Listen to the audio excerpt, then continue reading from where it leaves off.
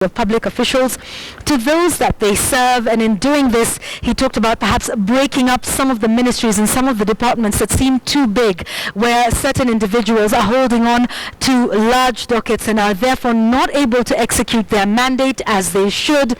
Obviously talking about accountability and relatability with members of the public. Finally, his fourth objective that he talked about this evening was to review the effectiveness of government programs for the public good. In line with this, he said the cabinet will be auditing their short and long-term projects, and said that the cabinet will only approve projects that have direct impact. He talked about then increasing the number of ministries to 20. This is still within the constitutional requirement. He also talked about the role of state departments in each ministry, saying they're key to running change, but he said these departments have become too large, too difficult to administer, and not aligned with key ministry objectives. In line with this and in line with breaking them up so that people have smaller sort of dockets to handle and therefore able to achieve more and function more optimally. The number of state departments have increased from 26 to 41. They will now be headed by principal secretaries. He also said later he is going to talk about to announce changes in his executive office, that is within the office of the president, to enable the president to do his work. This, he said, he will tell us within the next 2 weeks. So let's give you that list of nominees now. In the Ministry of Mining is Dan Kazungu. And remember, all of these are nominees and they will be vetted by Parliament. He asked the National Assembly to vet these names as soon as possible to enable them carry on with their work. In the Ministry of Mining, Dan Kazungu. Ministry of Environment remains Professor Judy Wahungu. In the Ministry of Devolution, from which Anne Waiguru resigned on Saturday, is now former Laikipia Member of Parliament Mwangi Kiunjuri. In the Ministry of Water is Eugene Wamalwa. That remains the same. Also remaining the same is the Ministry of Treasury, that will continue to be headed by Henry Rotich. Ministry of Sports will continue to be headed by Hassan Wario. In the Ministry of Education, we're now seeing some changes. This was headed by Professor Jacob Kaimenyi. It will now be headed by Fred Matiangi. In the Ministry of Transport, from which Engineer Michael Kamau has stepped aside and is being charged in court for graft, it is now beheaded by James Masharia. In the Ministry of Agriculture, we have Bet. In the Ministry of Interior, we have Joseph Nkaiseri. In the Ministry of Foreign Affairs remains with Ambassador Amina Mohammed. There's now a new ministry, Public Service and Youth Affairs. That will be headed by Cicely Kariuki. She is currently serving as a Principal Secretary. The Ministry of Tourism goes back to Najib Balala. He was in mining, but had held the Ministry of Tourism in previous regimes. Senator of Kericho, Charles Keter, has been nominated to head the Ministry of Energy. And we see Dr. Cleopas Mailu making his entry into the cabinet should he be sailed through the vetting process. Dr. Cleopas Mailu for the Ministry of Health. He, I believe, was formerly headed the Nairobi Hospital. In the Ministry of Labour, from which Kambi Kazungu stepped aside, will now be headed by Phyllis Kandie. Ministry of Defence, Rachel Omamo. In the Ministry of Lands is Professor Jacob Kaimenyi. He has been serving in the Ministry of Education. In the Ministry of Industrialization, Cabinet Secretary remains Adan Mohammed. The Ministry of ICT, which is headed by Matiangi, who's now moved to Education. ICT will now be headed by Joe Musharu. Attorney General remains Professor Githu Muigai. He also announced a number of changes within the state departments. Like we told you, principal secretaries, new names have also been mentioned there. If you are hearing the names of politicians there, remember this has happened before. We had Charity Ngilu and Najib Balala, who were all told to step aside from politics in order to take up their positions in cabinet. We now have Mwangi Kiunjuri, who's a former member of parliament, and Senator Charles Keter. So perhaps if these names go through, we might have a by-election in Kericho County for the position of senator. Now, this, of course, comes on the back of the fact that before this announcement, and I think up until this moment, because they are yet to be vetted by Parliament, 6 cabinet secretaries have stepped aside due to graft allegations, and Waiguru being the latest. On Saturday, that is a third of the president's cabinet of 18. We now know he has proposed changes to increase that number to 20 ministries and therefore 20 cabinet secretaries. So there was a lot of question about whether his cabinet was constitutionally constituted, if such a word exists. But we want to sort of paint a picture for you in terms of just how far this has come, and especially when it comes to the cabinet. So let's take a look at some of the pictures there. That's Dan Kazungu. He's now the nominee for mining there. Let's take a look at some of the others, just so you can get an image of perhaps some of the new entrants into the cabinet. Let's see who else we have on our board today. Mwangi Kiunjuri, like we told you, he's the immediate member of parliament, former member of parliament for Laikipia. He will now head that big devolution ministry. Some analysts had talked about breaking up the devolution ministry. You remember it collapsed into it about 5 ministries from the Grand Coalition government. Some people saying that this ministry was far too big and there was a lot going on. The president choosing to keep it as it is. Mwangi Kiunjuri, if he is able to, will now head this ministry once he is vetted by Parliament. Let's take a look at other names and other entrants. Willie Bett is the Cabinet Secretary for Agriculture, nominee there. And let's take a look at some more here on our wall. Charles Keter. I think we're not able to get an image of him right away. He's the senator for Kericho County. He has been nominated to head the Ministry of Energy. Let's just keep them moving as fast as we can so we can carry on with this conversation. For those that we have, Joe Musheru in the Ministry of ICT, that is currently being held by Fred Matiang'i, who has himself been moved to the Ministry of Education that is currently under Professor Jacob Kaimenyu. Let's keep it moving. Let's keep them moving. Let's keep them moving. Cleopas Mailu, Dr. Cleopas Mailu, in public service, is it? Yeah, well, I heard the president saying health. All right. Next. All right, so these are some of the names that we have for you, okay? Cicely Kariuki, she's a principal secretary currently serving there. But I'd like us to go to our other slides that we had talked to you about before in just a short while ago. Immediately, the president talked about that. If we can just get those on our Super Bowl, then we can talk about some of the challenges that the president has had in delivering his mandate, particularly with his cabinet, and the allegations of graft that have riddled President Uhuru Kenyatta's cabinet. And it starts off in March of this year. We will get those in just a moment. But before we get those on our Super Wall, perhaps we can listen into what the president had to say, his remarks when he was making this announcement just a short while ago. Let's listen to the president. People of all ethnicities, races, and religions have an equal seat at the table and an equal voice in matters of the nation. I am privileged to be the first president to oversee the full implementation of this constitution. This, of course, means that my administration is also the first to be faced with the unique challenges posed by the new constitutional order, particularly as we set out to deliver on the promises that we made to the people of Kenya. The last 2.5 years of this journey have been extremely fruitful, but at the same time, we have had our share of challenges. Having savored our successes, and also having taken stock of our challenges, the time has now come to give my government's development agenda fresh impetus and to give the Kenyan public a demonstrable example of our unwavering commitment to delivering on the promises of my administration.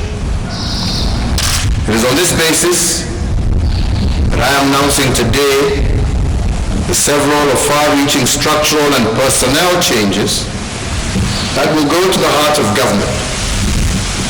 The changes are proposed to achieve 4 principal objectives.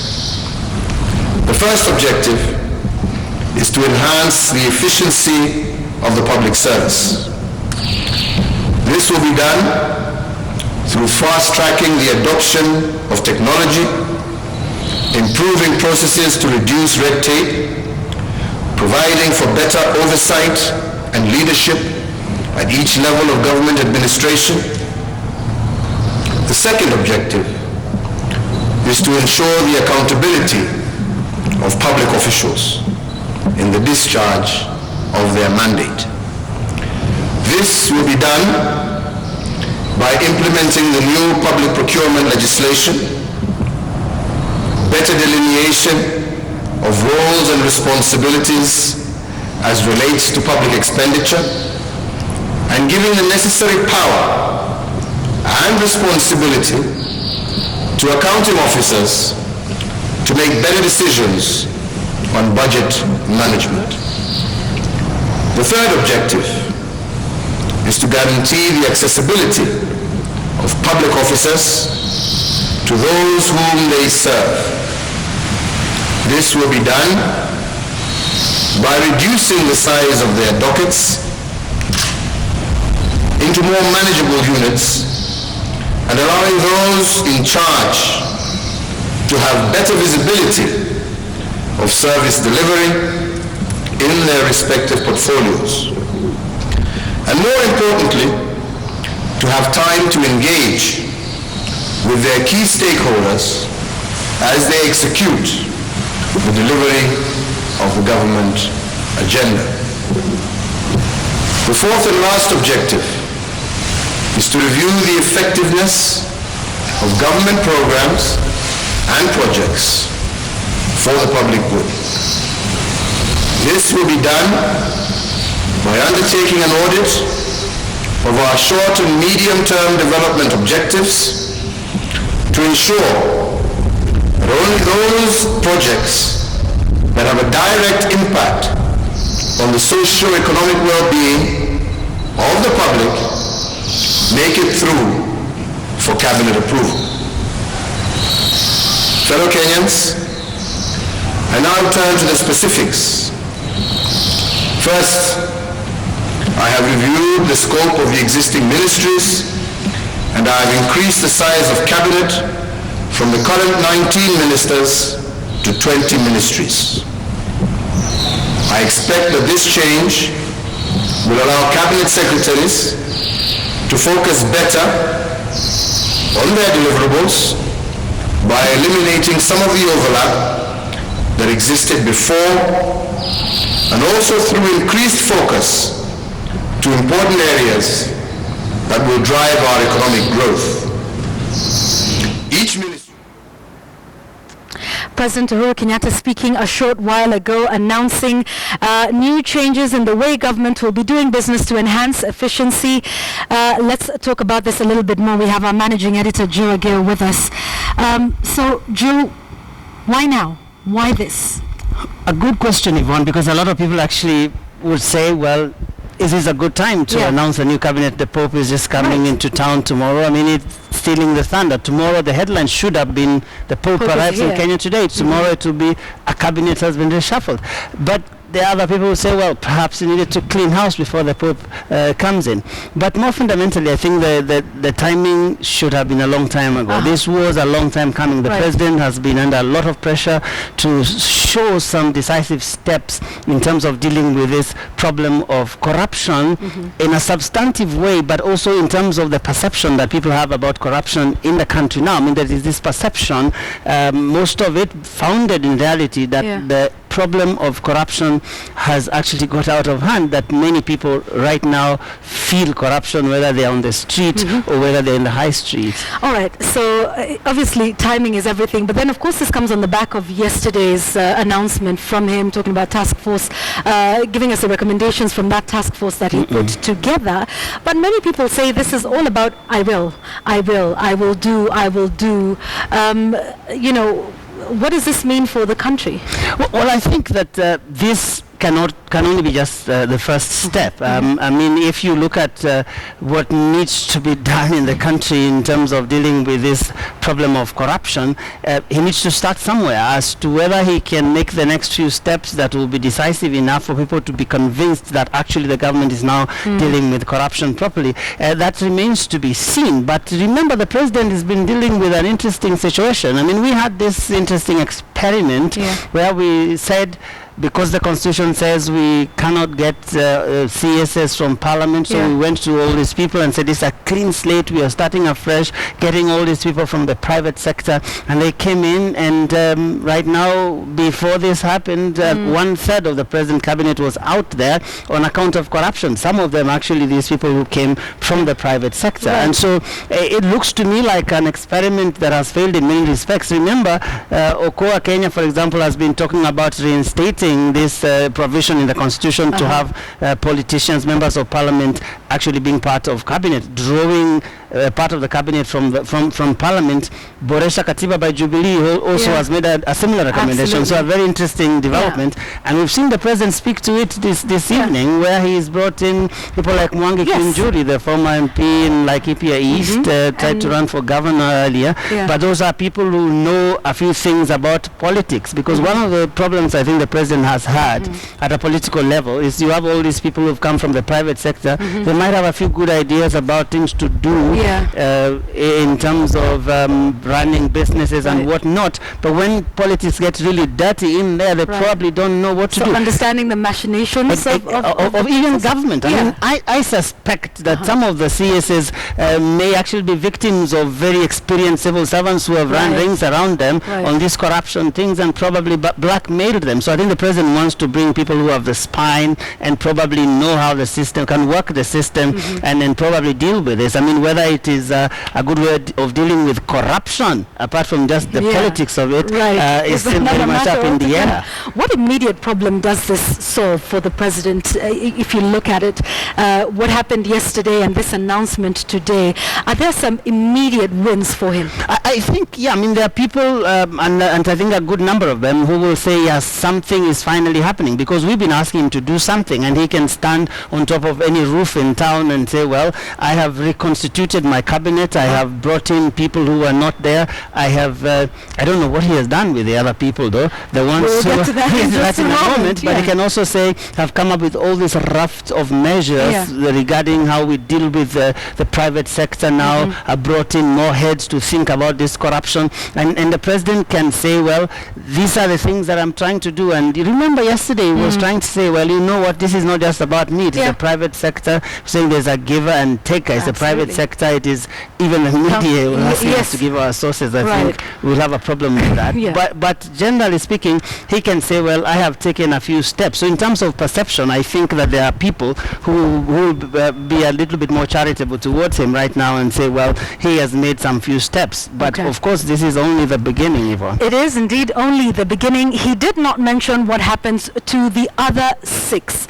Other than Anwar Guru, who we know resigned, but the other 5, when we talk about them, they've stepped aside and essentially are still on half pay. He did not mention that, and I think that is something a lot of analysts that's a worrisome trend, I think. Remember, even when Joseph Olelenku was jettisoned out of the cabinet, when Kaiseri came in, the president had this press conference, a state address, and he just didn't say anything about him. He just said, now I have named Joseph Kaiseri as CS for Interior, never said anything about Olelenku up to now, we only have speculation that he's still getting some kind of pay for some reason that we don't know, but we really don't know where that guy Essentially, is. he wasn't fired. No, he as wasn't a fired, cabinet and I think that he should have fired some people. I mean, if he comes to a point where he says, I used to have a certain CS in this ministry, and now I have this guy, he needs to tell us where the other people are. He needs to say, I have fired them and got them out of the cabinet, because I think that that uncertainty, and in terms of appearing at least decisive, he needs to say, these people are no longer part of my cabinet if they have been found to have been involved or whatever, because he's never said anything about them. So those guys also might be out there. Probably he gave them a call, but at least the country needed to know that something has happened to them, their fate, at least, so that we know that they're no longer being paid by us. Okay, finally, he talked about his being the first administration to implement this constitution, and of course all the challenges that they're taking, that they're experiencing, with devolution and the projects. Just your initial thoughts about those 4 objectives that he's raised, coupled with what he told us yesterday in the fight against corruption, talking about faster judiciary processes and all of these arms, all of these stakeholders working together. What's your take on all of this? Well, I think, yes, it is true that this is the first government that was elected on the basis of this constitution, and therefore is charged with the mandate and the responsibility of implementing them. And obviously, there are very many rough edges that needed to be smoothed out. I don't think that even this government, even with the best of intentions, would get everything right, because a new constitution is new territory. I mean, people don't know many things. This devolution thing is an animal that we never quite understood. To that extent, I think you give them the benefit of doubt. But I think that what a lot of people are worried about is that this corruption thing, for example, has been going on for a while, and you haven't seen anything decisive until now. There is a reconstitution of the cabinet, but we don't see something that you can say, well, this is now a substantive action that has been taken against somebody who was involved in corruption. All those people were asked to step aside. We don't know what action has been taken against some of them, at least. The latest CS to resign wasn't because she had been mentioned, it's because she had been stressed about the fact that people had mentioned her. So again, you see that. So I think there are many things that could convince people that this is a well-intentioned. But this is a turning point, as Senator, Ekwe said, a turning point. But I think at the political level, the president has played his cards fairly well in bringing some of these people who might help him to think politically within the cabinet. Okay, all right, thank you very much. Joe Agay was our managing editor. We are focusing on that big story that's coming out today, the president announcing changes in his cabinet. I believe we have a big question for you. Today we're asking you whether you are satisfied with President Uhuru Kenyatta's cabinet reshuffle. Are you satisfied with that? Please send us a text message. Start with a yes or no, followed by a brief comment and your name and location. The number is 22155. You can also tweet us at KTN News, at Yvonne Okwara. You're watching KTN Prime. We're taking a short break. We'll be right back.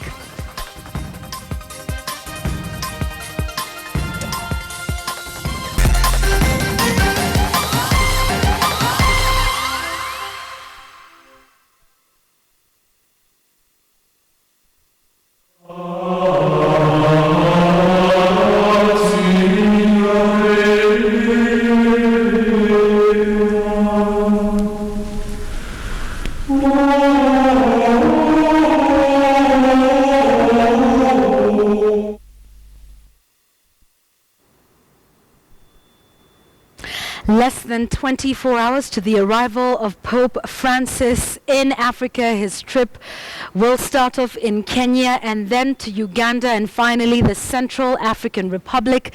He is set to touch down at the Jomo Kenyatta International Airport tomorrow at 5 p.m, after which he will head to State House for talks with the president and will spend his first night on Kenyan soil in Westlands in Nairobi. The big thing that we're all waiting for is that mass that will be held at the University of Nairobi grounds on Thursday. Now we have our John Alanamu, who is there at the moment taking a look at the preparations that are there for that big day tomorrow.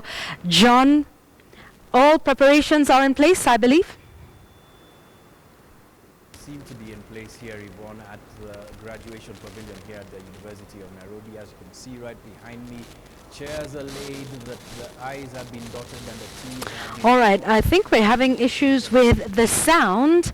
I can hear him from far, so let's sort that out while we tell you a little bit about his itinerary, or we can tell you about tomorrow afternoon when Pope Francis will be in the country. Yes, so Pope Francis will be in the country tomorrow. The eagerly awaited visit, which has taken months to prepare, will come with its own disruptions. Major roads in the city will be closed to traffic during the Pope's visit.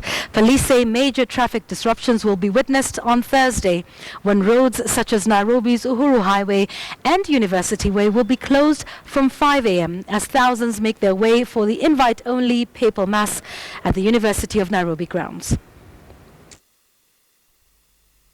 From the buildings, the billboards to the cakes, all indications are that a very important visitor is expected in town. Pope Francis is scheduled to arrive in Kenya Wednesday, a visit that will be one big assignment for the police.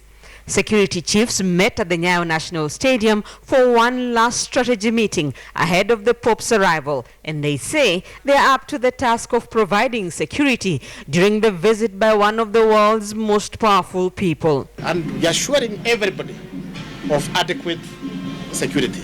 Major roads in Nairobi, including Uhuru Highway, University Way, Kenyatta Avenue, Haile Selassie Avenue and Harambee Avenue will be closed to traffic on different days during the Pope's 3-day visit, with major disruptions expected on Thursday when roads will be closed from 5 a.m. We shall close the roads, but just to vehicular traffic, not to human traffic. At the Chancellor's Court at the University of Nairobi, final touches to preparations at the venue where the Pope will conduct Mass on Thursday. The venue attracting curious city residents here to see what the grounds look like. The podium where the Pope will conduct Mass, already a star attraction.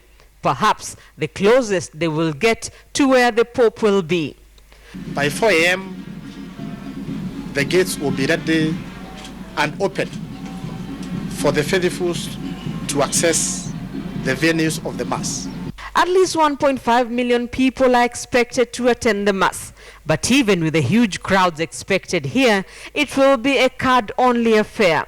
Those without cards can watch the proceedings through giant screens at Uhuru Park, Central Park, and the Nyayo National Stadium. Just in case we have more people attending the Mass, then we shall direct them to City Stadium.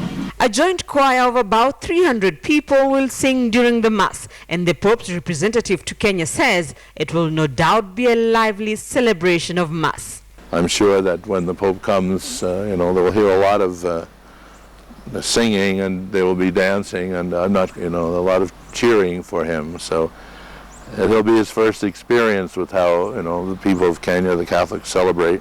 The Pope has a busy schedule that will see him, among other things, meet President Uhuru Kenyatta, hold an interreligious meeting, meet the clergy, bishops and the youth, and visit Kangemi slums. The pontiff, described as the people's pope, has already sent a message of peace, forgiveness and reconciliation ahead of his arrival. And while in the country, a message by one of the most influential people in the world is eagerly awaited. Rita Tinina, KTN News. As Rita says, his message is eagerly awaited and all the preparations have been done. The University of Nairobi will be ground zero on Thursday as he will be conducting that mass there. So let's try and get a hold of John Alanamo once more. He is at the University of Nairobi grounds. John, everything is set, all is ready for Thursday? Everything seems to be set here, Yvonne, at the pavilion of the University of Nairobi, the graduation pavilion. Of course, this will be a far different venue come Thursday afternoon when Pope Francis takes to the altar up there and celebrates Mass for the first time in Africa.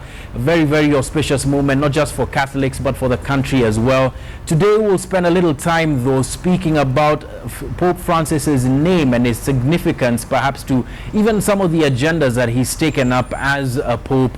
And this is related to a person who lived and died and was a member of the Catholic Church in the 12th century. St. Francis of Assisi, and here to discuss this with me, of course, is Professor Gilbert Ogutu, Professor of Theology, studying and being a professor specializing in the history of the Church, specifically the Catholic Church. Thank you very much for joining us this evening. Now, Pope Francis's name is perhaps something that people overlook when thinking about it, and it just becomes part of his legacy. But what is so important about Pope Francis's name and its relationship with St. Francis of Assisi?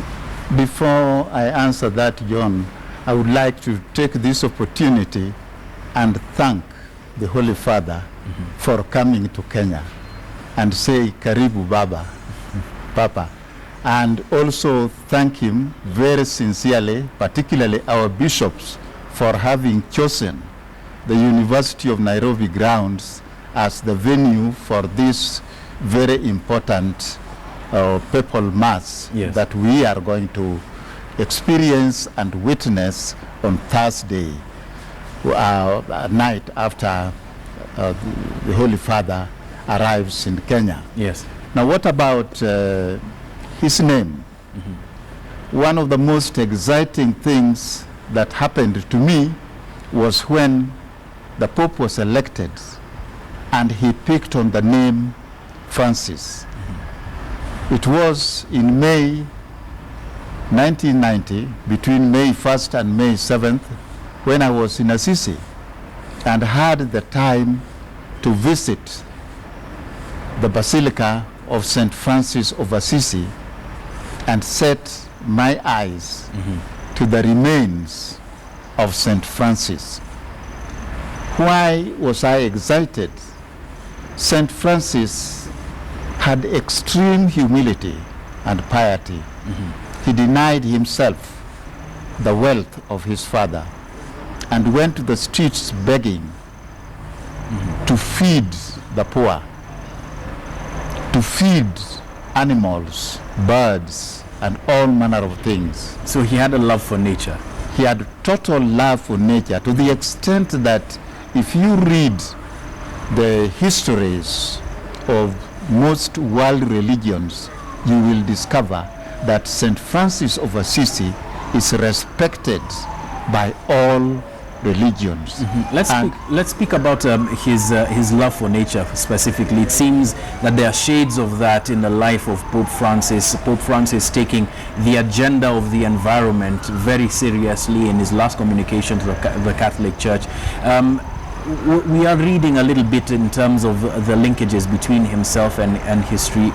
Why would St. Francis of Assisi's message and Pope Francis's message be important in this day and age? Pope Francis, apart from being a humble man who reaches out to his flock and is concerned about the plight of the poor, he has one thing in common, that, and if we are to quote from one of his latest encyclicals on our common home, the earth, our common home, and he's talking about the earth as a sister who nurses us, provides food, provides everything we need, and we have chosen to destroy the nurse. And so he's very concerned about conservation of nature.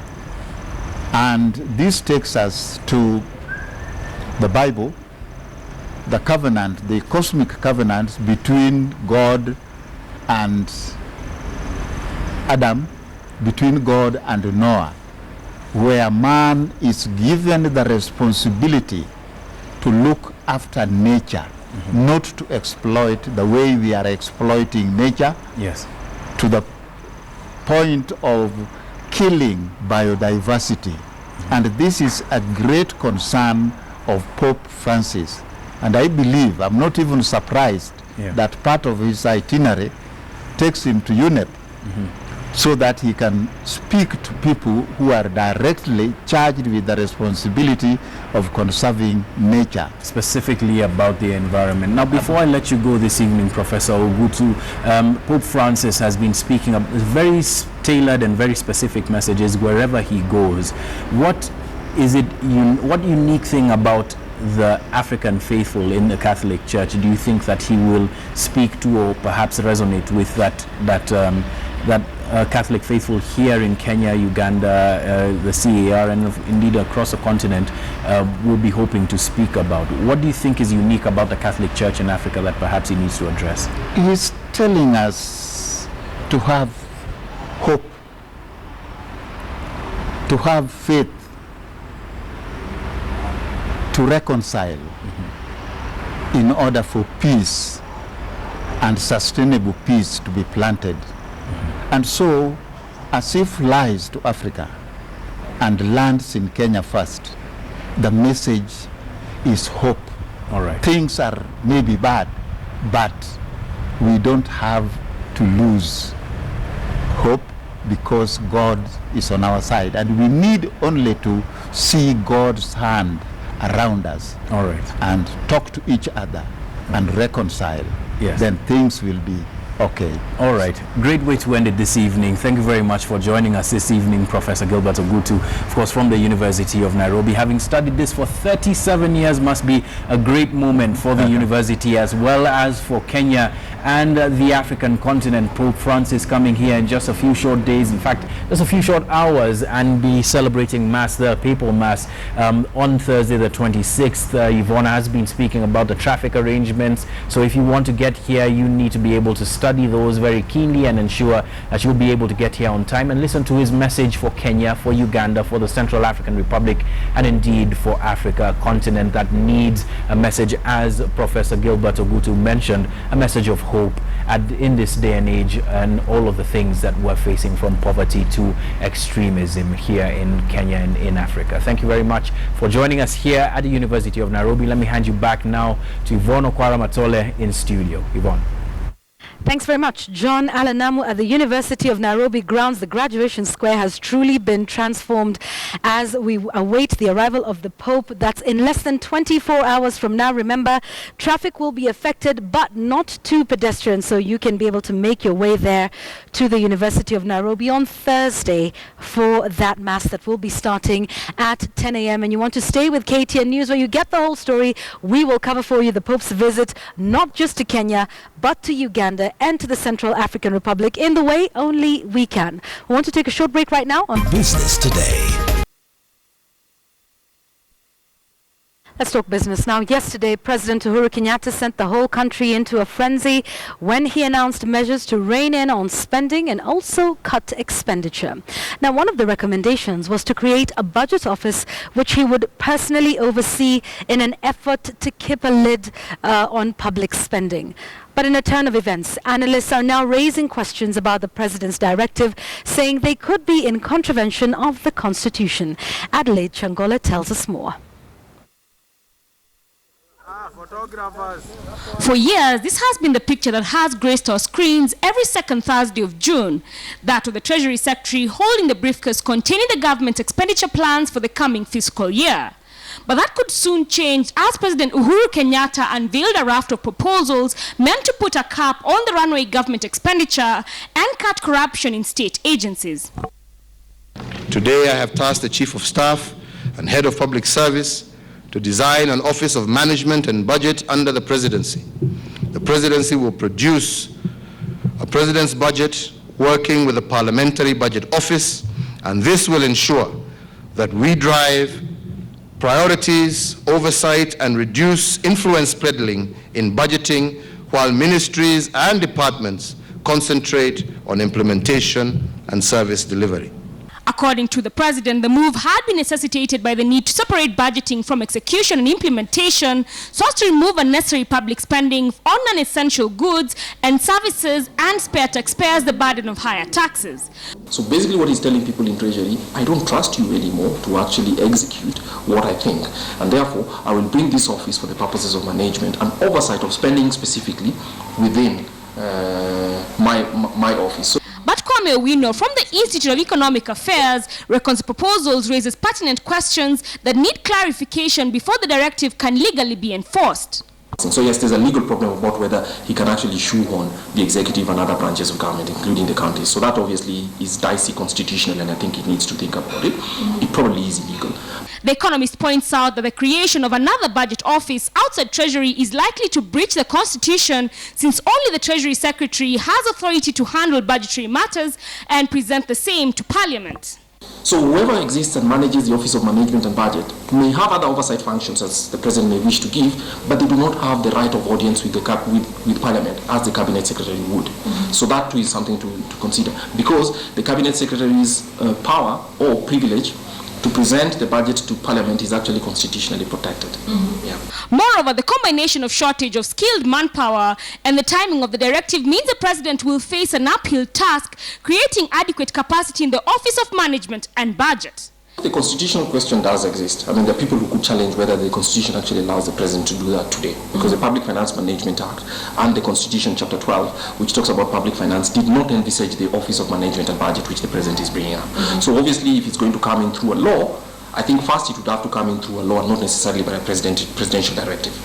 But even as the President works out the kinks on his proposals, IEA insists there are already easier, faster, cheaper, and already established avenues in place that can allow the President to oversee the budgetary function without having to usurp the powers delegated to the Treasury Secretary and creating extra layers of bureaucracy. To do this, there's no reason why the if-miss mechanism should not be available. One link should not be available for the President to do the kind of oversight work that he wants to do today. There is no reason why that should not happen. And Adelaide Changole, KTN Business. if he just left William. Tatu Industrial Park has made strides in increasing the number of investors to set up shop on the 2,500-acre piece of land. Presumed to host 70,000 people on its completion, the Light City Park has broken ground on its 420-acre site, with international investors being targeted. Breaking ground at Tatu Industrial Park is expected to attract both local and multinational firms seeking to relocate from more congested areas. Among the firms that have already bought land at the industrial park include Unilever, Dormans, Kimfei and Maxim, all seeking to build new manufacturing facilities. Dormans has already started construction. Rendezvous, the majority shareholders in Tatu City, have also set aside 10.1 billion shillings for infrastructure, land and material. Despite numerous setbacks, including lack of cooperation between local and international investors, steam has been gathering on the Tatu City Industrial Park. The project was envisioned at a 2,500-acre mixed development, bringing in housing, manufacturing and retail spaces. For Tatu City, the groundbreaking brings it closer to realizing its plan of building an industrial park as part of the 240 billion shillings mixed-use real estate development. The companies have already bought multiple sites and they have become close business partners, in a number of cases close friends. With access to water, electricity, sewage drains, Tatu Industrial Park is seen as an ideal area for a range of businesses, from warehousing to manufacturing and distribution.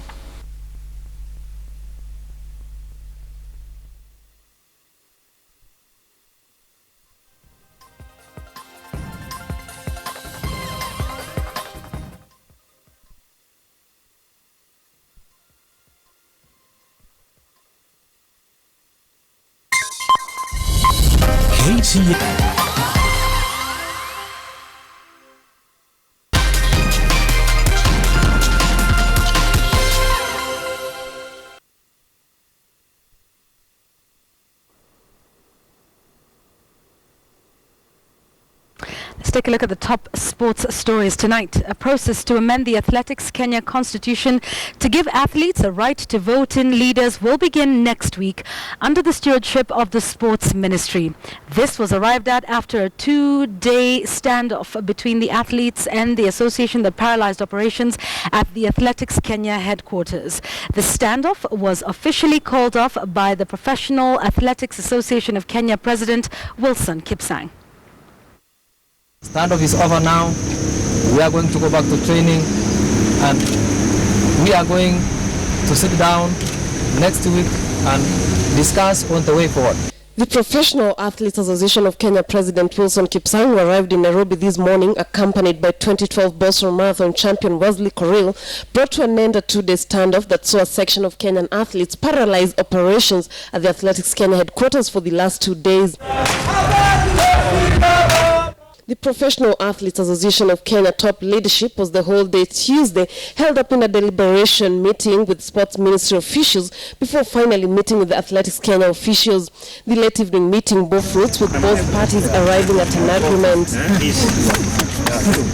The government through the PS created or gave us an opportunity to have a successful dialogue that has given us a way forward, that we are going to handle issues in a more professional way, that we are going to bring to standard issues affecting athletes. Both AK and the athletes felt that we should be able to have a review of the AK constitution, that it should be aligned to the Constitution of Kenya 2010 and the Sports Act 2013. We agreed on that, and we have charted a process through which we are going to actualize that. The two-day standoff pitting a section of Kenyan athletes against Athletics Kenya officials officially coming to an end Tuesday. Focus will now shift to next week, where the long process to amend the Athletics Kenya constitution begins. AK has a constitution that does not favor athletes. We have a Sports Act that clearly states that athletes, the stakeholders, have the power over everybody else. But when you look at the constitution of AK, there's nowhere whereby it features even the athletes on electing their own leaders. That's what we want. In that constitution, there is nowhere written that this is the position of a former athlete, this is a position of any athletes who have ran for this country. None of them have even been elected. None of them have even been given a position to elect their new members. Why can we be led by those people who have never even stepped to the track and field? The standoff coming to an end, operations at Athletics Kenya are expected to continue starting Wednesday. The outcome today has shown that anything can be solved so long as you discuss in a good environment. Anything that happens, you can dialogue, and this is what we have done today. Football Kenya Federation Electoral Board has set the wheels moving on the forthcoming elections. The board received nomination papers for the candidates contesting in this year's elections. Football Kenya Federation presidential hopeful Nick Mwendwa was the first contestant for the chairman's post to hand in his papers for clearance. Mwendwa arrived at the board's International Live House in style, accompanied by hundreds of supporters draped in all blue singing his praises. The supporters almost brought business to a standstill at the building, forcing security men to intervene and insist that only those who are to hand in their nomination papers be allowed to go in. He was optimistic of sailing through in the forthcoming election scheduled for December the 14th. They have our support in the difficulties that they have, and I wish that we continue in a good pace in the few days that we have. His running mate Doris Petra was also cleared to contest for the vice president's post. Hussein Terry, an independent candidate, was also cleared. Tutahakikisha in 90 days, the first 90 days, kwamba youth centers zitakuwa katika each county ya hii nchi. Board Secretary Irene Tindi expects to continue this process on Wednesday. Incumbent Chairman Sam Nyamweya, Gor Mahia and Kenya Premier League Chairman Ambrose Rechera amongst candidates expect to forward their papers on Wednesday. Hassan Juma, KTN Sports.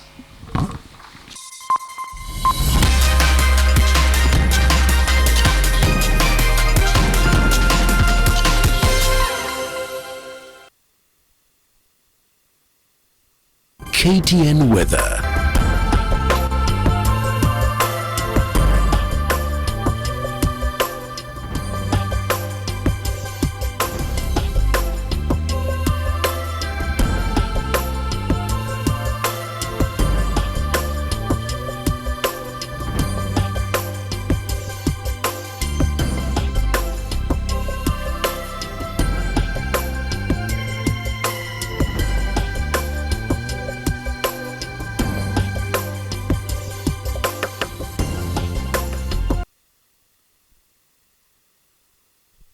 Right, so we want to wind up our bulletin today when the president announced a reshuffle to his cabinet, actually just hours after Court leader Raila Odinga had called for the disbandment of the cabinet, saying it had been riddled with graft allegations. So let's take a look at your feedback, because we had asked you whether you were satisfied with President Uhuru Kenyatta's reshuffle of the cabinet. Sky T Kariuki, you say, does it mean politicians are better working in cabinet than technocrats? Uhuru Kenyatta is telling us to watch. Engineer J, your handle is at Quims4. You say, regarding the cabinet reshuffle, I'll score the president at 65%. The uptake of technology with no budget allocation has proved futile. Atmativo says the constitution provides for 5% of persons with disability in appointive and nominated posts. Where are they? Finally, Alex Gitao says, seems to have been done in such a hush, seemingly to coincide with the Pope's visit, so Kenyans can forget it. Those are your views tonight. We thank you very much for your feedback and for watching our bulletin tonight. I'm Yvonne Okwara Matole. Our sign language interpreter was Maresha Owiti. Have a good night.